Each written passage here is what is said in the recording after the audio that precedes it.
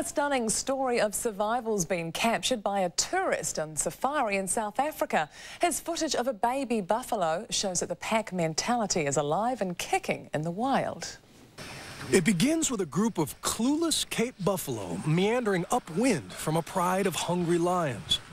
They pounce, the herd scatters, and a buffalo calf is caught and sent tumbling into a watering hole.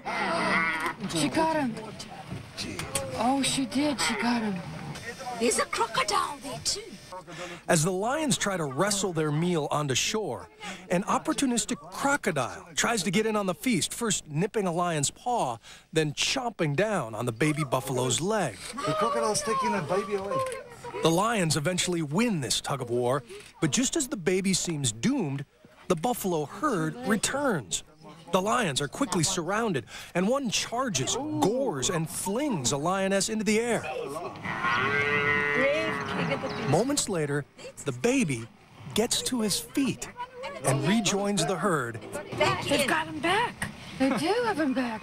As the lions beat a hasty retreat. I was actually shaking like this, I promise you. Frank Watts was guiding the safari that day, something he's done for over 20 years. And when asked, what's the most amazing thing you've ever seen, he now says, You just go to YouTube and you type in buffalo, crocodile and lion, and there you'll see what the most amazing thing was that I've ever seen. As for the baby buffalo, Frank Watts scoured the area looking for him and found no carcass, no vultures. And I believe that he survived, and I'm going to stick to that belief, I really am, because he deserved to survive it. Oh, gotta love a happy ending. Time for the weather now, and Brendan, those annoying westerlies back. Yeah, they're coming, Simon. Hi, everyone. Kia ora. Well, we had a frosty start in many places. Desert Road was closed for a time because of ice, but opened late morning. Queenstown got down to a chilly -3 degrees in the wee hours. They had showers and cloud in Kaitaia, but that cleared around midday, so in the end, most of us got to see a little bit of sun at some stage. Here's what it looked like at Whakapapa. Beautiful. Fresh snow too, and Cardrona had a blue sky morning for their international ski event. But as forecast, the cloud then closed in, and not that it mattered to the competitors, who said conditions were fantastic. Well, to our top temperatures, and Queenstown's 8 degrees, and there we go, coolest in the country.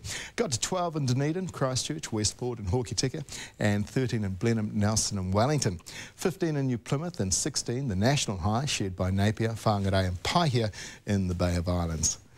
Well, a clear picture from today's satellite images. Once this frontal cloud here over Northland moved off, we had mostly clear skies with our next feature. This cloud down here in the southwest is from a pair of fronts that should race across the south of the South Island overnight with showers and a period of rain, helped along by our high here spreading east and tilting the flow over the country westerly. And we can see the isobars here. And with another front approaching down here out of the southwest, and with these isobars compressing, here they are there, we're going to have some pretty strong westerlies, so windy and often cloudy for much of the South Island tomorrow, with outbreaks of rain in the west, carried on the strong northwest winds, but the Alps stop the rain from spreading east, so fine in the east with increasing high cloud, and the northwesterlies will be strong in exposed places and rise to gale over southern parts of Fiordland and through Cook Strait. North Island gets another mainly fine day in that typical fresh westerly flow that gives cloud and the odd shower here to the west and variable cloud out here in the east. Fresh west and northwest winds become strong in exposed places. And the northwest is strong in these southern areas too, breezing and cloud to Timaru, Queenstown, Alexandra and Invercargill. Be windy, grey and sometimes wet in Greymouth and Hokitika, and cloudy with strong winds in Ashburton, Kaikoura and Blenheim. There's a chance of a shower, but mostly cloudy periods for Levin, overcast at times in Kapiti and Nelson, but the best weather in these conditions, always the east of the North Island. Be able to put your washing out in Masterton, Napier and Hastings. In contrast, cloud and the odd shower out west. Fine and sunny in Gisborne, mostly fine with the odd shower in Tokoroa and Taupo, and apart from increasing cloud, it should be fine in Rotorua, Tauranga and Whakatane with breezy westerlies, and cloudy with isolated passing showers in the westerly flow for Kaitaia and also Whangarei.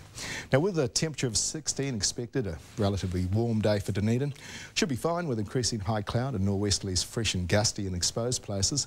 Be plenty of high cloud over Christchurch, but should stay dry. Temperature will get close to 17 with a northwest breeze.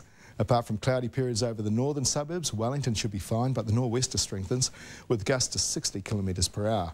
Hamilton starts fine and mostly clear till those pesky westerlies blow and cloud with the odd isolated shower, mainly during the afternoon.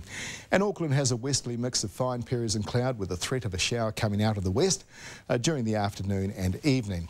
A ridge of high pressure lies over much of Australia, casting out fine weather. However, Perth, Hobart and Cairns receive a few showers, whilst in the Pacific most of our tropical neighbours enjoy some sun, but a trough in the northeast delivers a couple of cooling showers to Samoa and Niue. We're back home and ahead to Friday, and more rain and showers in western areas, and we're expecting gale nor'westerlies, possibly severe in exposed places, and the windy westerlies continue through Saturday with still more showers in the west, with scattered falls spreading to eastern areas as well. And that's our weather.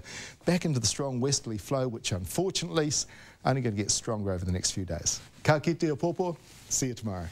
Thanks very much, Brendan. And that is One News. It's Wednesday. Mark's here with Close Up now. We'll catch you again tomorrow. Good night.